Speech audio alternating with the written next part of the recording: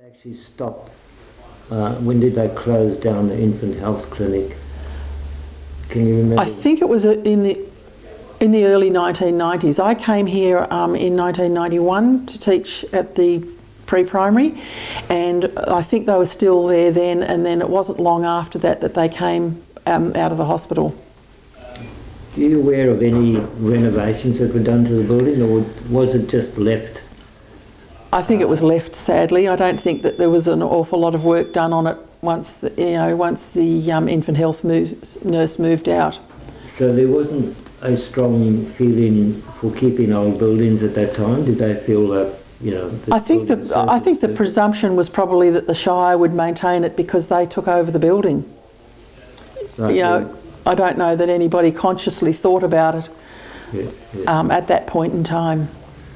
We don't want our town to look like every other town in the state, and there's a few buildings in both Mitchell Street and Strickland Street that make our town unique. You have the infant health building, you've got the Anglican Church, you've got the RSL Hall and the Craig buildings along Strickland Street, and then coming up Mitchell Street you've got the old school building, the Red Cross shop, you've got, and the CWA Wall Halls, the museum. You've got quite a line of buildings there that sort of make the town centre a little bit different to other town centres.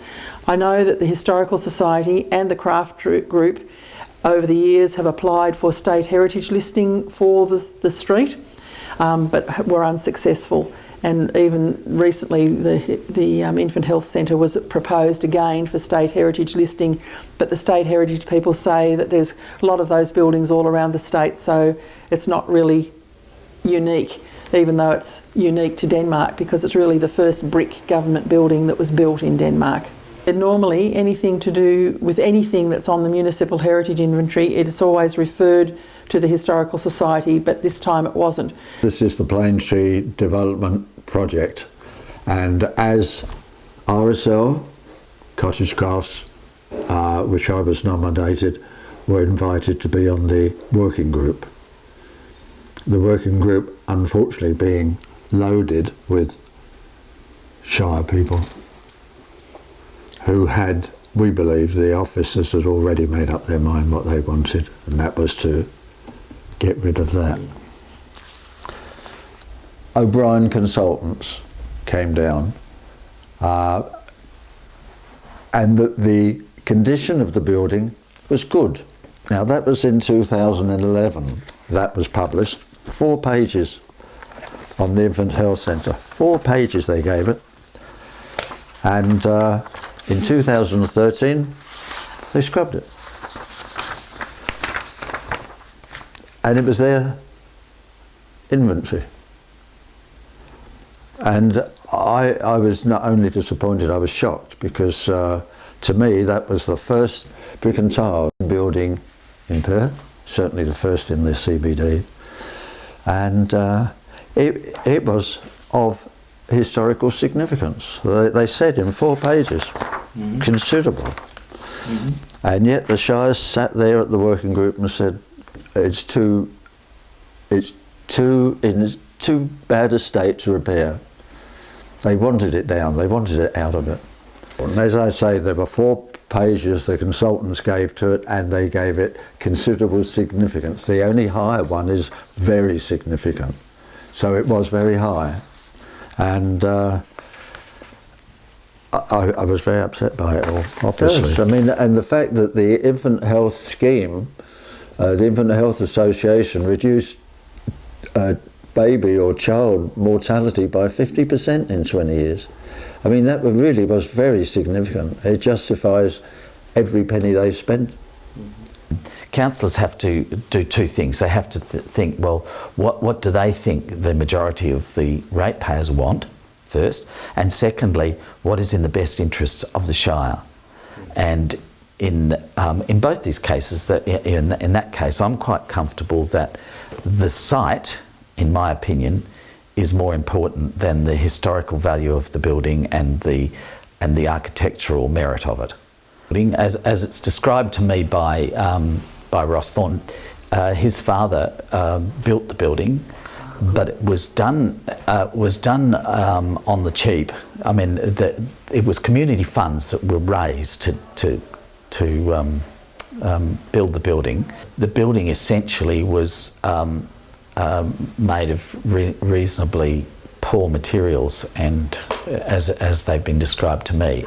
Well, I first became aware of the decrepit state of the building when Vivian invited us down there on a council inspection about the first year I was on council this time. So that's nearly 4 years ago now. And she showed us through the building. She showed us cracks in the walls, both horizontal and vertical, which indicated structural failure. There was also big moisture patches and mould growing on the wall. So it was cold, dank, dark, musty, funky, all of those sorts of things. And on the outside, of course, because maintenance hadn't been done, gutters were rotted off and so on. So the whole building was not in a good state. I guess you could have attempted to point the bricks, and I don't know all the ins and outs of restoration of a building, but it would have been a considerable amount of money in order to restore the building. There weren't a huge lot of options for its ongoing use, and it was occupying a central area of the town which was more important than the building. So was there a carrot? Was the royalties for regions the tipping balance to make it feasible? Well, certainly royalties for regions applications have been put in, and they saw that they'd got the Strickland Street one and got 2 quite good grants for that, and that was significant money, and changed the look of the town. And I guess, and this is really the previous council more than our council, they saw an opportunity to apply for more R4R. We've actually put the project on hold because our contribution, we've got our eye on it for some other purposes.